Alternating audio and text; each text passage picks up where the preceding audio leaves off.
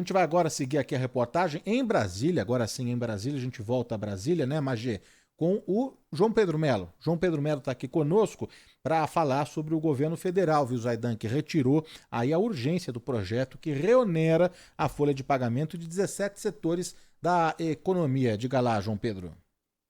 Depois de alguns meses sem acordo, o governo federal enviou à Câmara dos Deputados o pedido de retirada da urgência para o projeto de lei que tenta restabelecer a tributação sobre a folha de pagamento de 17 setores da economia.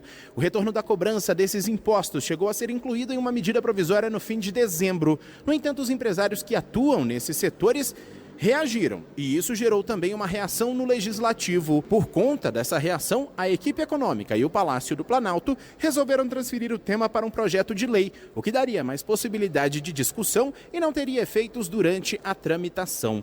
No entanto, o texto tinha sido enviado com urgência constitucional, que também dava um prazo específico para a Câmara e Senado analisarem essa medida.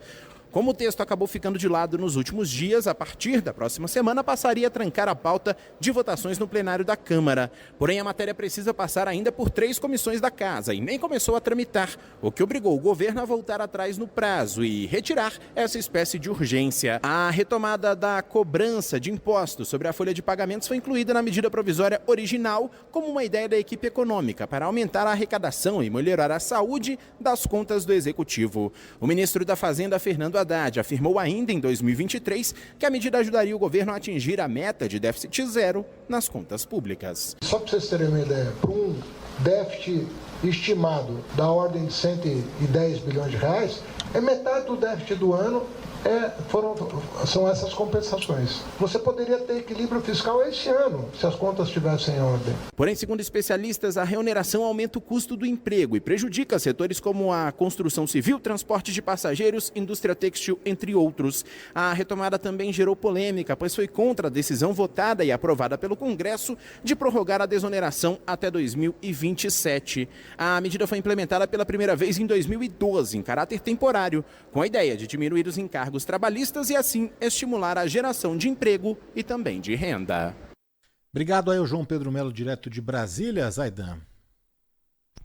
Olha, o governo erra feio nessa história da reoneração.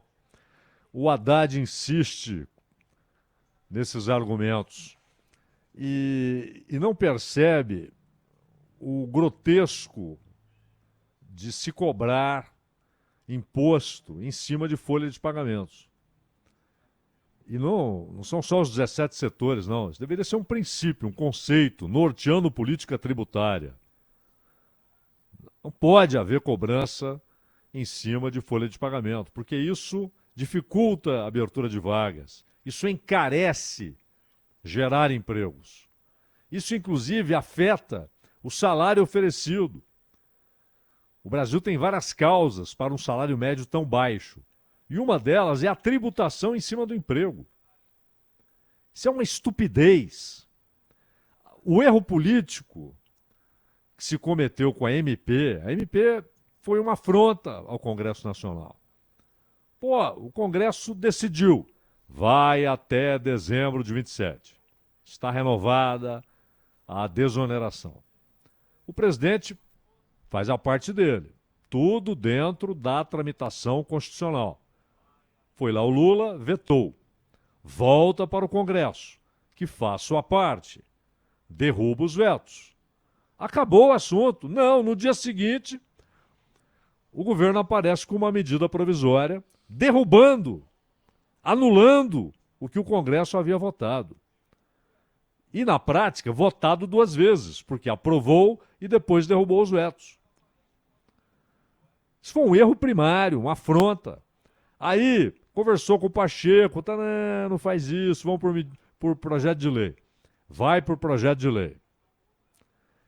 E agora, qual é a convicção? Que se for votado em regime de urgência, vai perder. Vai perder de novo. Então, opta pela suspensão do pedido de urgência. E tenta voltar a falar, tentar convencer. Mas não percebe, daqui a pouco a gente vai falar mais sobre o Haddad, né, no comentário, mas é um erro primário. Erro primário essa história de insistir com reoneração da folha, Danilo. E Zaidan, para a gente encerrar aqui o nosso